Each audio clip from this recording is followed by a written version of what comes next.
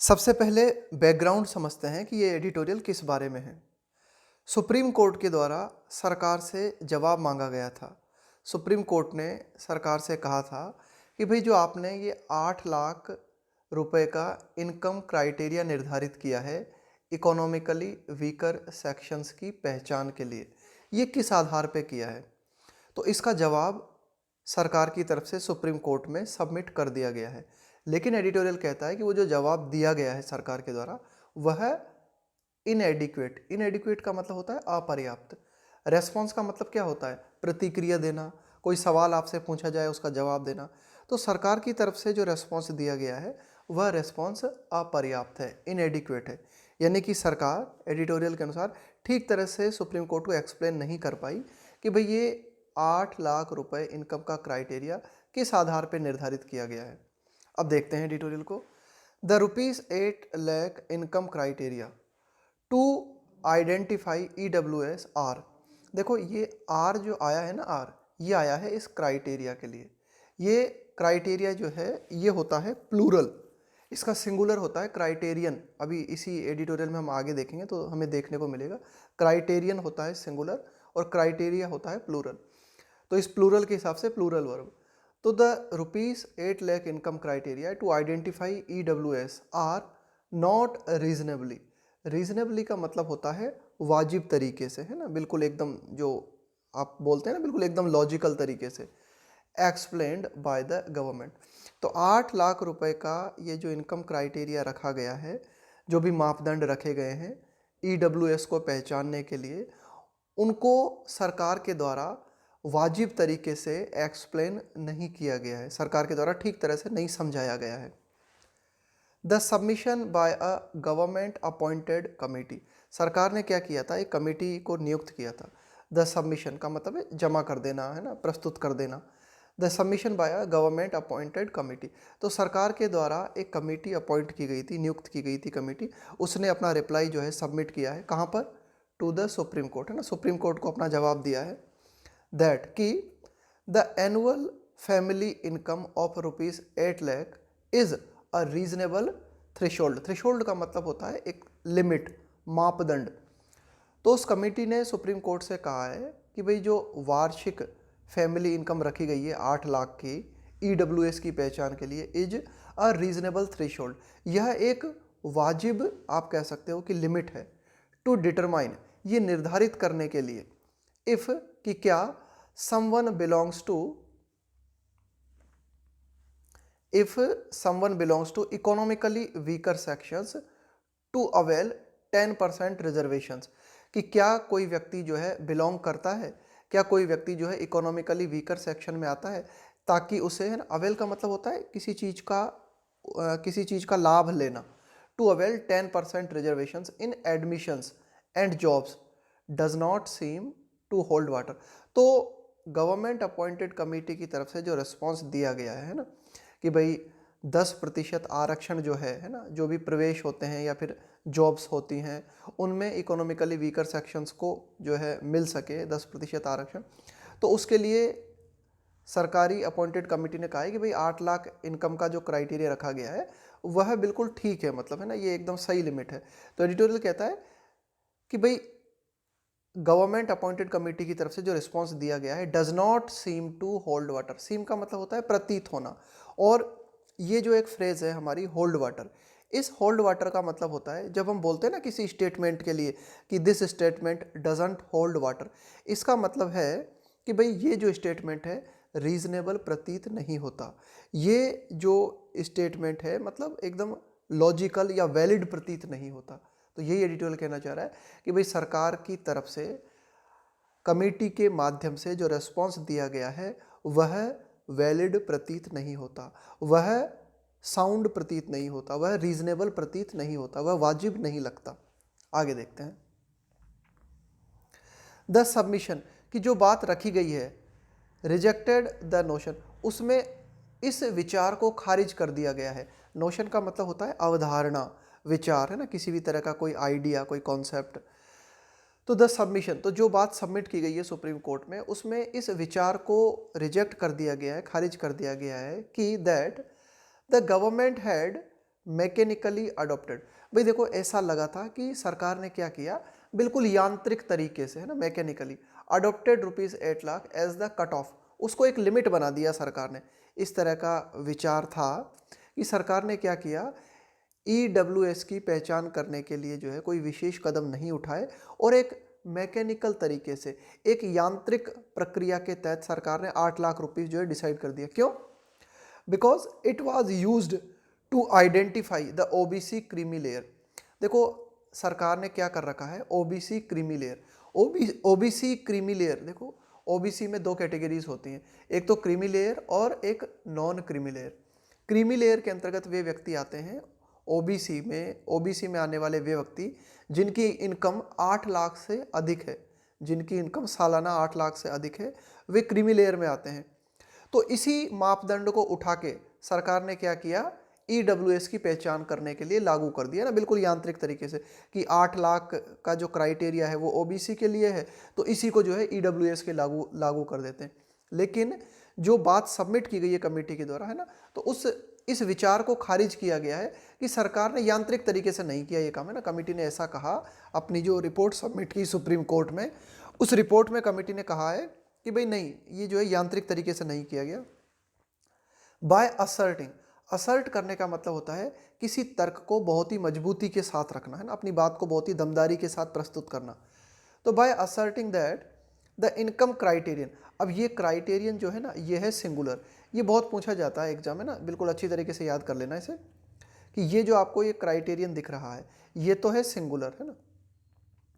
और यहाँ पे ये जो क्राइटेरिया है ये है प्लूरल। तो जब क्राइटेरिया प्लूरल है तो इसके साथ में आएगी प्लूरल वर्ब, है ना, ध्यान में रखना, बहुत अच्छी तरीके से पूछा जाता है। और क्राइटेरियन सिंगुलर है तो उसके साथ आएगी सिंगुलर वर्ब, है ना।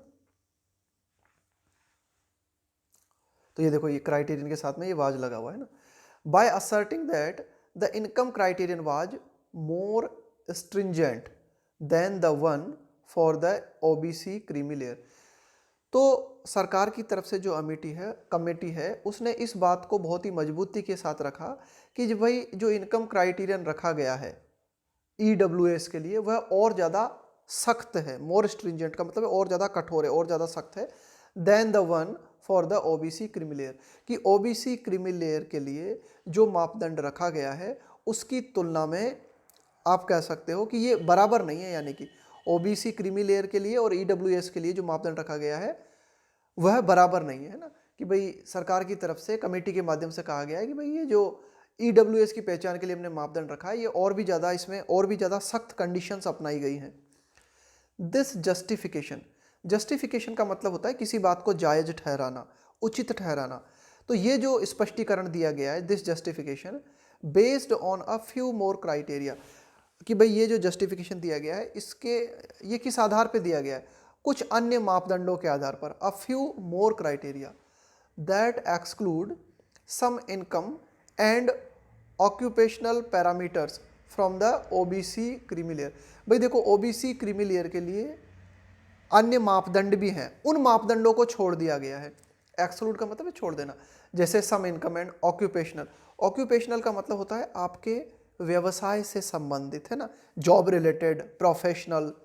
एंड ऑक्यूपेशनल पैरामीटर्स का मतलब हो गया मापदंड from the OBC creamy layer, कि OBC क्रीमी लेयर के जो कुछ मापदंड हैं उनको छोड़ दिया गया है ना, कुछ इनकम से जुड़े हुए, कुछ ऑक्यूपेशनल पैरामीटर से जुड़े हुए। हाउएवर, हालांकि, इज नॉट कन्विंसिंग। अब ये देखना, ध्यान देना यहाँ पे, ये इज किसके लिए आया है, ये इज जो आया है ना, ये इज आया है इसके लिए, जस्टिफिकेशन के लिए, कि this justification is not convincing. देखो कोई भी चीज़ जब कन्विंसिंग होती है ना, इसका मतलब है आप उसको एक्सेप्ट करते हो, आप उसको स्वीकार करते हो, है ना, आपको ठीक लगती है वो। कन्विंस करने का मतलब होता है कोई ऐसी बात जिससे आप राजी हो जाओ। तो ये जो जस्टिफिकेशन दिया गया है, इज नॉट कन्विंसिंग एज, वो इसलिए है ना, यहाँ पे एज आया है बिकॉज के सेंस में, एज द कोर्ट्स की क्वेश्चन, कि भाई कोर्ट की तरफ से जो प्रमुख प्रश्न पूछा गया था रिमेंड, वो बना हुआ है अनआंसर्ड सेटिस्फैक्टरली का मतलब है संतोषजनक रूप से। एडिटोरियल कहता है कि भाई कोर्ट की तरफ से जो सवाल पूछा गया था वह सवाल अभी भी संतोषजनक रूप से उसका आंसर नहीं दिया गया है, ये एडिटोरियल कहना चाह रहा है ना। तो ये जो जस्टिफिकेशन है ये मतलब ऐसा नहीं है जिससे हम आसानी से राजी हो जाएं, ये उचित नहीं लगता ये जस्टिफिकेशन दिया गया है। तो जस्टिफिकेशन तो यही दिया गया है कि भाई ओबीसी क्रीमी लेयर के लिए 8 लाख रुपए की इनकम तो है ही, साथ ही साथ अन्य क्राइटेरिया भी हैं, उन क्राइटेरियाज को हमने ईडब्ल्यूएस पे लागू नहीं किया है। लेकिन कोर्ट ने जो सवाल पूछा था है ना, वह उसका संतोषजनक ढंग से जवाब नहीं किया है। अब देखते हैं कोर्ट ने क्या बात कही थी ना, कोर्ट ने क्या पूछा था। The court had said, court की तरफ से कहा गया था, सुप्रीम कोर्ट की तरफ से कहा गया था दैट द ओबीसी कैटेगरी, कि भाई जो ओबीसी कैटेगरी है is socially and educationally backward, कि भाई ओबीसी कैटेगरी जो है वह सामाजिक दृष्टि से और शैक्षणिक दृष्टि से पिछड़ी हुई है। एंड हैड देयरफॉर, और इसलिए देयरफॉर एडिशनल इम्पेडिमेंट्स, इम्पेडिमेंट्स का मतलब हो गया बाधाएं, रुकावट, एडिशनल इम्पेडिमेंट्स टू ओवरकम। देखो ओवरकम का मतलब होता है किसी पर काबू पाना है ना, किसी चीज को जीत लेना है ना, उसको बोलते हैं ओवरकम। जैसे आपके मार्ग में जो रुकावट आई उनको आपने पार कर लिया, यानी कि आपने उनको ओवरकम कर लिया। And had therefore additional impediments to overcome and had asked whether it would be arbitrary to provide the same income limit both for the OBC and EWS category। देखो कोर्ट की तरफ से ये बात पूछी गई थी कि ओबीसी कैटेगरी जो है ये सामाजिक और शैक्षणिक दृष्टि से पिछड़ी हुई है, तो इसलिए एंड हैड देयरफॉर, तो ये जो ओबीसी कैटेगरी है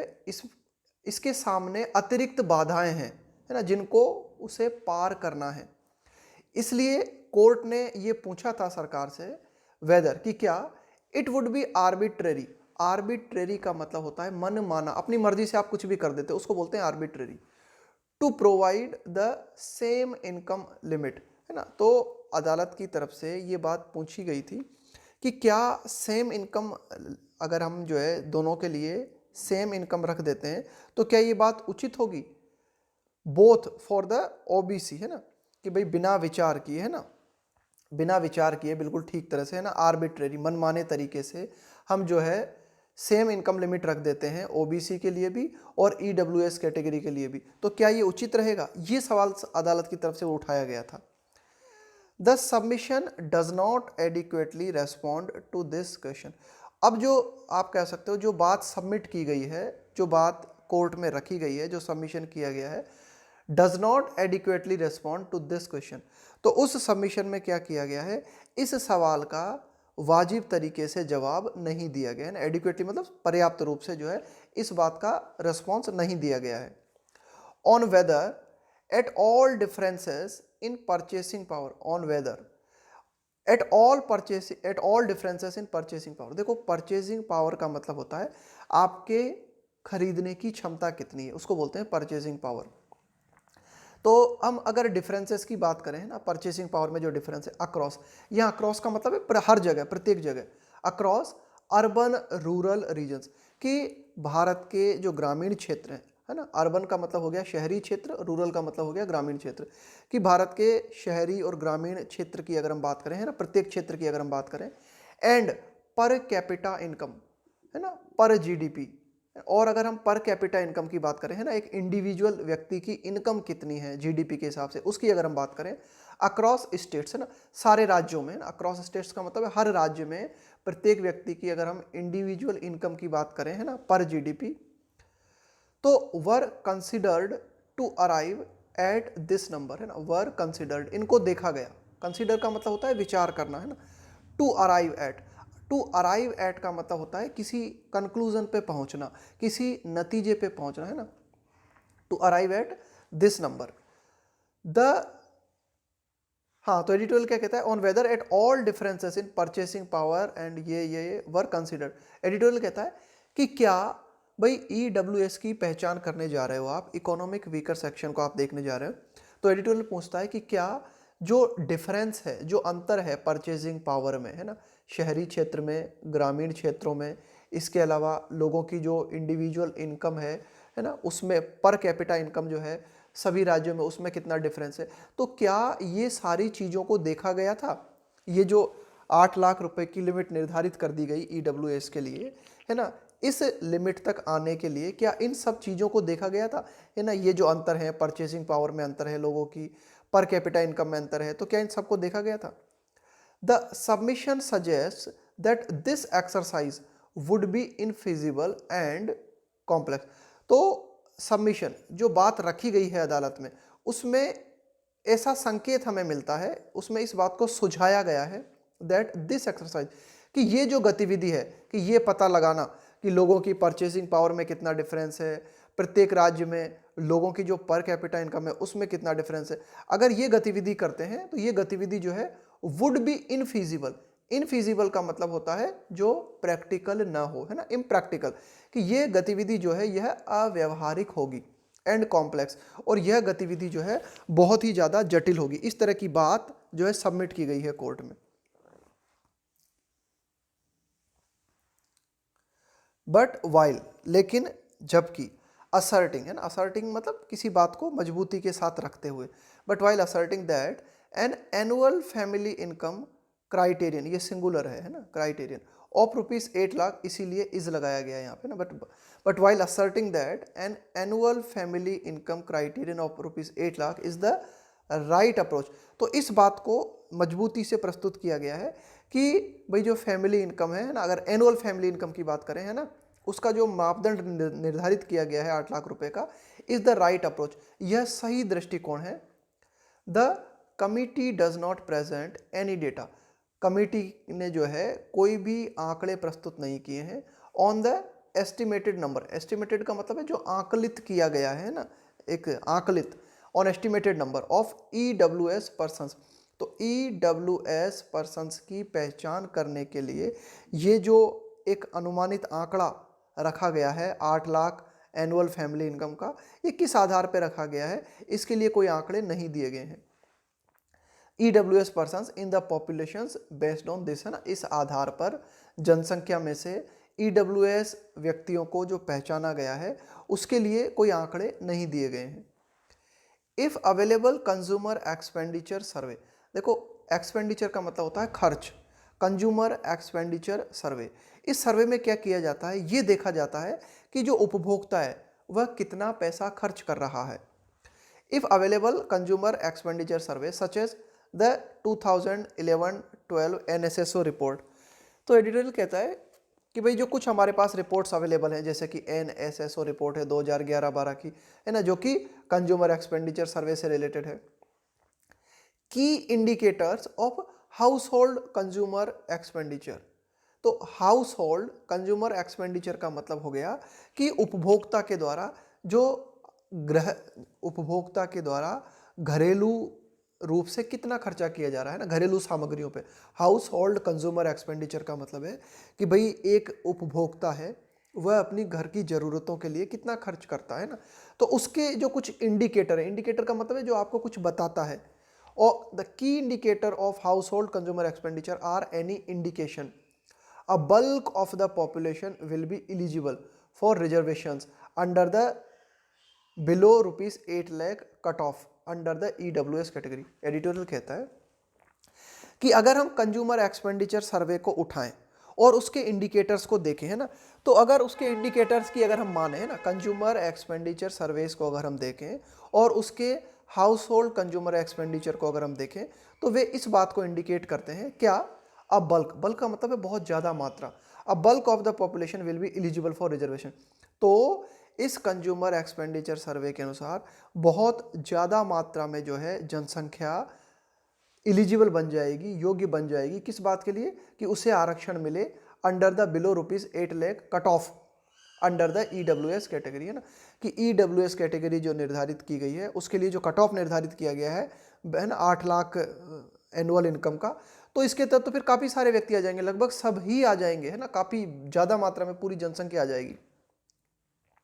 रेंडरिंग, रेंडरिंग का मतलब है बनाते हुए, है ना, रेंडरिंग द लिमिट इरेशनल, और इस तरह से ये जो लिमिट निर्धारित की गई है, यह लिमिट जो है इरेशनल, इरेशनल का मतलब है जो लॉजिकल ना हो। तो कुल मिला के अगर हम इनकी बात करें, ये जो कंज्यूमर एक्सपेंडिचर सर्वेस की अगर हम बात करें, इसके इंडिकेटर्स को अगर हम देखें, तो उस हिसाब से तो लगभग बहुत ज़्यादा मात्रा में जो जनसंख्या है वह EWS कैटेगरी में आ जाएगी। और जब सारी की सारी लगभग सारी जनता ही जब EWS कैटेगरी में आ गई तो फिर जो लिमिट निर्धारित की गई है 8 लाख की, वह लिमिट जो है ना, रेंडर का मतलब है बना देना, तो वह लिमिट जो है अपने आप में इरेशनल बन जाएगी। द कमिटीज असर्शन, असर्शन का मतलब भी वही है ना, असर्ट करना किसी बात को, है ना, किसी बात को बहुत ही जोरदार तरीके से रखना, है ना, मजबूती से रखना। द कमिटीज असर्शन, तो कमिटी ने इस बात को बहुत मजबूती से कहा है that ₹8 lakh corresponds to the, क्या बात कही गई है कि ₹8 lakh corresponds to the effective income tax exemption limit, कि भाई ये जो ₹8 लाख की जो लिमिट है ना, करस्पॉन्ड, ये अनुरूप है, यह मेल खाती है किस चीज़ से, effective income tax exemption limit. Exemption का मतलब क्या होता है, छूट देना, कि इनकम टैक्स में जो लिमिट निर्धारित की है हमने, है ना, कि भाई इनको इनकम टैक्स नहीं देना पड़ेगा, एक जो छूट हमने रख रखी है इनकम टैक्स में, है ना, तो उससे मेल खाती है 8 लाख की लिमिट जो है, ऐसा कमिटी के द्वारा कहा गया है।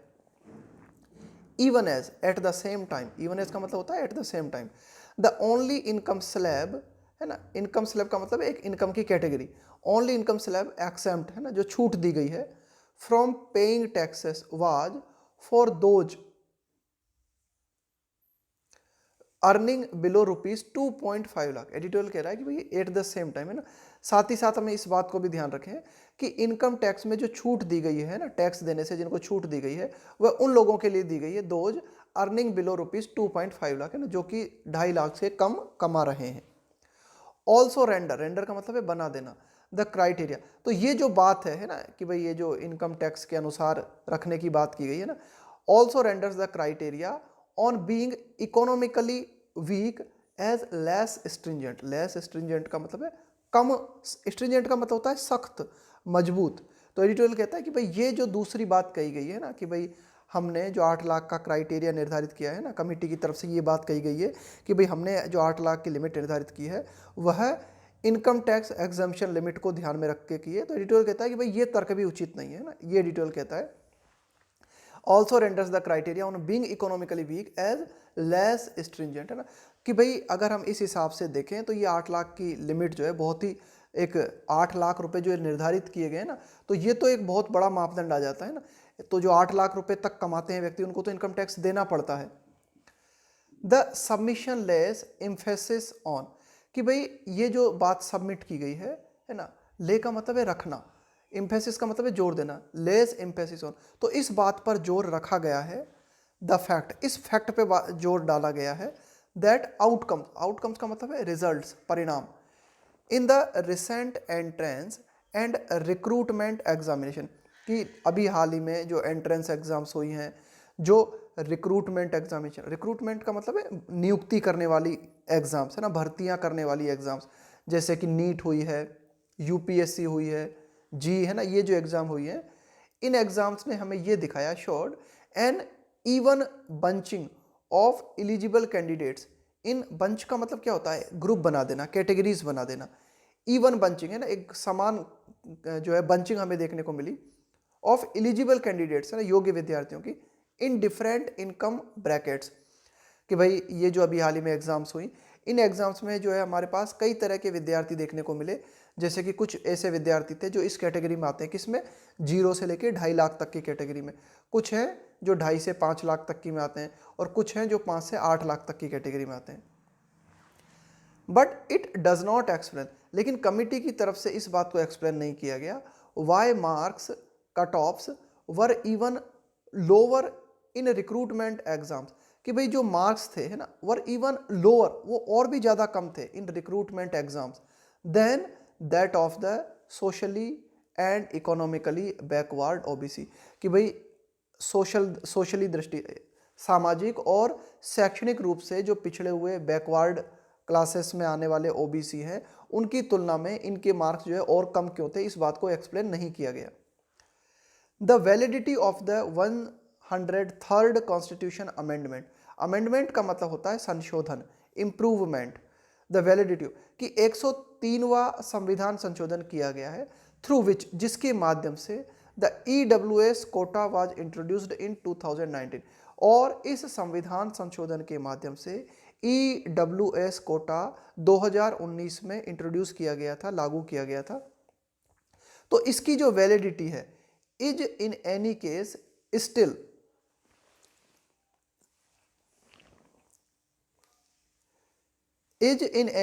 Still before a constitution bench. तो ये जो EWS कोटा निर्धारित किया गया था 2019 में 103वें संविधान संशोधन के माध्यम से, क्या ये वैलिड है ना? तो इसकी वैलिडिटी से संबंधित जो बात है, is in any case still before a constitution bench. तो एक संवैधानिक पीठ जो है उसके सामने यह बात अभी भी लंबित है, ये बात डिसाइड होनी है कि क्या ये जो संविधान संशोधन हुआ है ये वैलिड है। But the apex court, apex का मतलब होता है सुप्रीम, है ना, बिल्कुल highest. But the apex court है ना, तो अपेक्स कोर्ट का मतलब हुआ यहाँ पे supreme court. But the apex court must seek, seek का मतलब होता है चाहना, more clarity on the criteria adopted by the government committee. Editorial कहता है कि सरकारी कमेटी के माध्यम से जो क्राइटेरिया अपनाया गया है, इस क्राइटेरिया के संबंध में और ज़्यादा स्पष्टता की मांग सुप्रीम कोर्ट को करनी चाहिए, है ना, कि भाई जो गवर्नमेंट कमेटी ने जो क्राइटेरिया अपनाया है to set the income limit, है ना, इनकम लिमिट सेट करने के लिए, फॉर आइडेंटिफाइंग, पहचानने के लिए, the EWS sections eligible for reservation, कि EWS है ना, इकोनॉमिकली वीकर सेक्शंस जो कि एलिजिबल हैं, जो कि योग्य हैं रिजर्वेशन के लिए, है ना, उनको पहचानने के लिए जो इनकम लिमिट सेट की गई है गवर्नमेंट कमेटी ने, वो किस आधार पर सेट की गई है, इसके बारे में और ज़्यादा क्लैरिटी की मांग सुप्रीम कोर्ट को इस कमेटी से करनी चाहिए या फिर सरकार से करनी चाहिए।